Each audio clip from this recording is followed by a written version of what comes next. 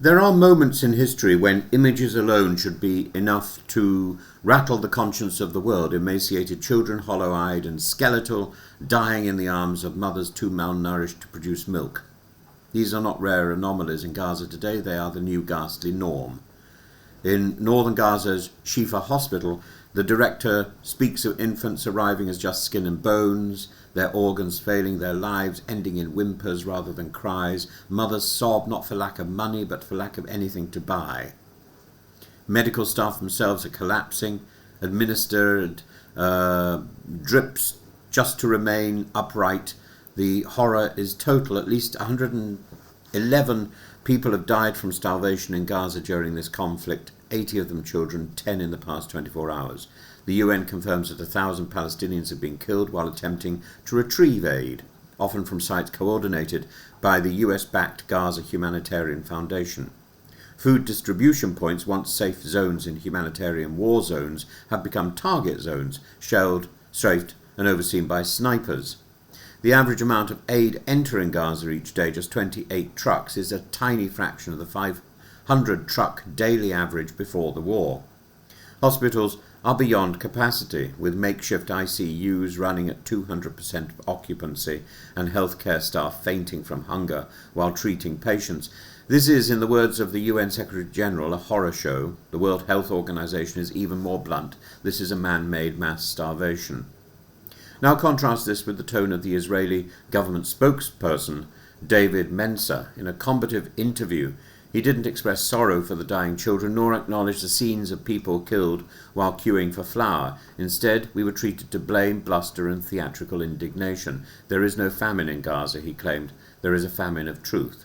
He insisted Hamas is responsible for all suffering. Aid, he said, is flowing, but the UN is incompetent and Hamas is stealing supplies. He ridiculed Sky News journalists, accusing them of parroting terrorist propaganda and claiming Israel is facilitating the humanitarian effort, despite near universal testimony to the contrary from UN officials, aid agencies and allied governments. When asked why foreign journalists aren't allowed into Gaza, Mensa dismissed the question with contempt. "Do you ever get tired of this line of questioning?" he snapped, as though moral scrutiny itself were the problem. But the world is watching, and David Lammy, the UK's Foreign Secretary, has said he is appalled and sickened by the scale of suffering. He joined officials from 28 countries in calling for an immediate end to hostilities. Lord Sumption, the former UK Supreme Court judge, was even more blunt. If this is not a war crime, what is? This is not self-defence. It's collective punishment. It is revenge.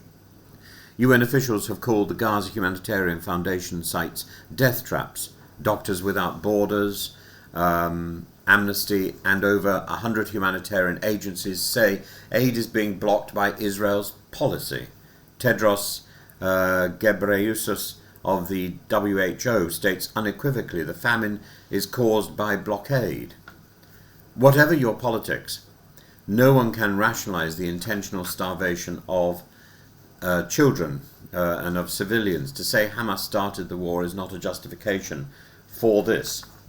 It's a deflection from the state's legal and moral responsibilities under international law. When people are being killed trying to get flour, when babies die because their mothers cannot produce milk, when aid convoys are blocked or attacked, this is not a Hamas crisis, it's a humanitarian catastrophe overseen by a military power in control of the territory and thus responsible for its people.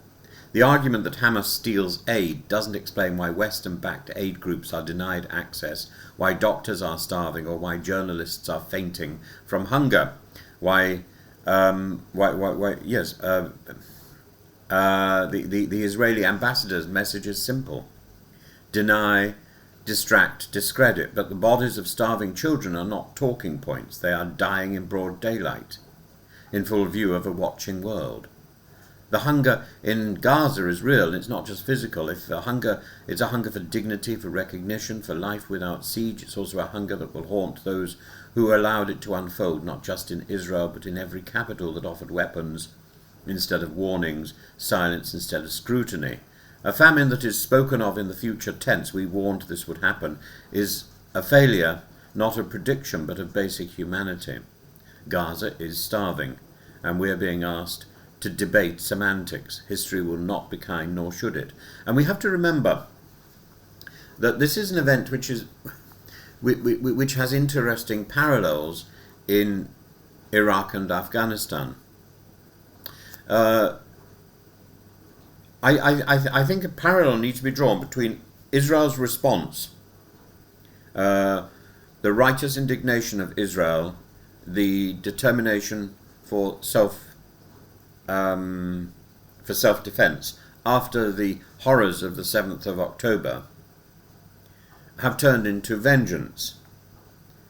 And the parallel is with the USA, its righteous indignation, its determination for self-defense after 9/11, which resulted in the destruction of Iraq and Afghanistan, the destabilization of the region. So you have to ask, these actions, are they a warning, are they a deterrent, or are they simply the inability of the Western civilization system to process the enormity of a terrorist offence without corresponding destruction? Is this how we respond to terrorism? And I think that's a much bigger philosophical question that will need to be asked at some point, because there's now a pattern which is emerging.